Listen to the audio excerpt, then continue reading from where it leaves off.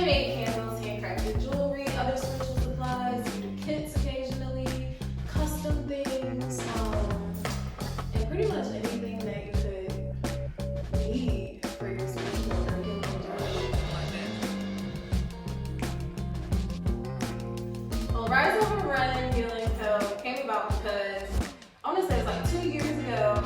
I was like, I want to start a a subscription service, and I want to send out a box that people will get like a journal, a candles, a tea, whatever they will get every month, and then they'll have to do like this like packet of activities to help them plan their healing journey or whatever it may be. Never happened, and I just like sat on that for 2 years, and more recently I felt like really out of place in communities, like healing communities, witchcraft. I'm not a witch, but you know, witchcraft, like using the earth and shit can I not call it curse? Okay, using the earth and shit to like heal ourselves, not only like physically, but like emotionally and things. But those spaces are primarily white, and it never feels comfortable to be having conversations in a community that's primarily white and then have to abandon like who I am. So I wanted to create a space where me and my friends or people I care about, people of color, urban people, could heal without having to abandon like our culture and our customs. The driving force behind me becoming an entrepreneur is that I quit jobs a lot. I don't like being in unorganized like spaces. I don't like working for places they don't have like procedures and rules and things in place, or if they do, nobody's following them. It gives me like high stress, high anxiety. So I don't have to deal with that anymore. I raised the money, or not raised, but I like funded my business by taking little bits of my income at the time. And when I first was like starting my business, I was doing DoorDash. So I would pay my bills and then buy something, like buy a supply or buy some material. And then, lucky me, I qualified for PUA. And I did not go on vacation. I did not buy a Birkin bag. I did not splurge on stupid shoes. I put all of that money into my business. I built or am building what's the proper word when we got that question? Successful customer base by just being genuine. So, you know, like in the curation of the product, in the creation of the product, in the delivery of the product, whether it's by hand or you get one of those pretty boxes that I put words on, you know, like I'm sending a piece of me with everything. And you know, like I will hope that a quality product will always bring people back. So I would like to say quality speaks for itself too. My typical day consists of waking up. If I'm really being routine, I'll drink some tea, feed myself, feed my kid, and then I'll start like the candle making process, which for me is like a 2-3 day process because I have to wait for things to cool before I can make things look pretty. So I'll do that. I'll probably do a few batches done per day. Sometimes I'll make jewelry. Most of the time I'm homeschooling my kid as I'm making candles and things.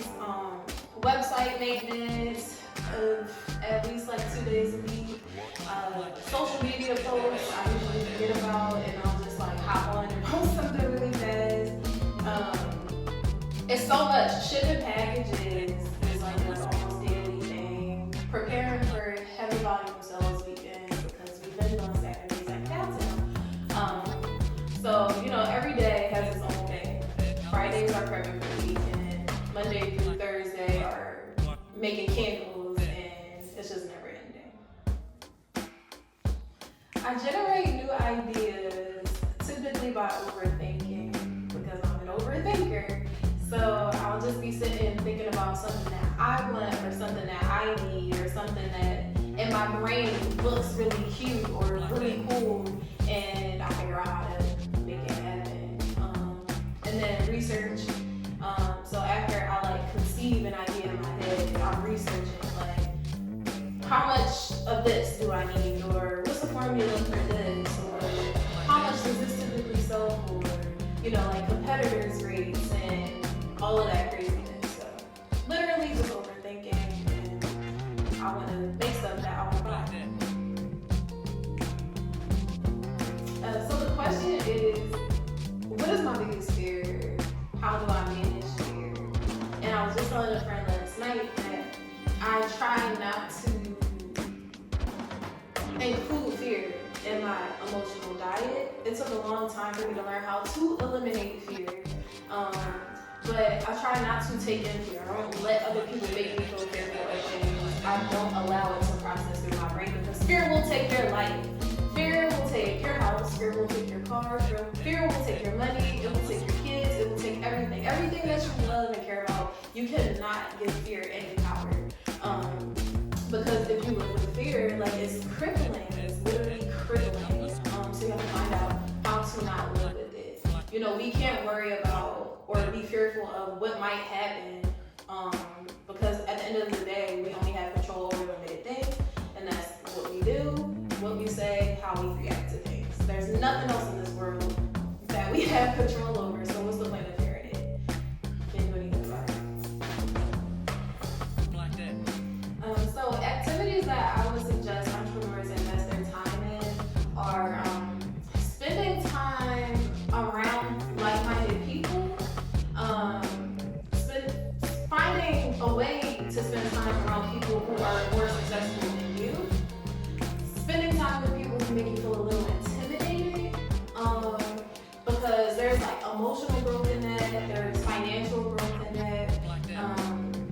Also, just like on some day-to-day in the house stuff, meditating is a big commitment for a lot of people, so I don't even suggest that. But even like if you're in the shower and you just take like that 30 seconds in the shower to just stand there, and to tell yourself good thoughts and to affirm yourself, that goes a really long way, because throughout the day we spend so much time thinking about the ways, thinking about problems that we should be solving before they arise, in case they do arise. We think about if customers are at home enjoying their product, and all of that can make us feel kind of insecure. So definitely affirming yourself, being around people who are successful, and who can contribute to your growth. That's been my favorite thing to do lately, is just be around people who like can feed me and who like light that fire under my ass. So the top 3 skills that I use as an entrepreneur, because it's different for everybody, are time management. You can't do anything without it. Research, because you can always delegate, you can always assign tasks to other people, but you can't do anything or any of that without researching and knowing who to give what to, and why you're giving this person this task, or why you're making a product this way or the other. So you gotta know how to research. And communication, you gotta talk to people. I don't care if your business is a silent library. If you own Silent Library LLC, you still have to communicate, because you have to talk to people to get money, whether you're talking to grantors, whether you're talking to customers. Like, you have to talk. Even if it's silent all the way through and you're not talking, you still have to type out communication. So you gotta be a successful communicator. Okay, so I go the extra mile by handcrafting everything.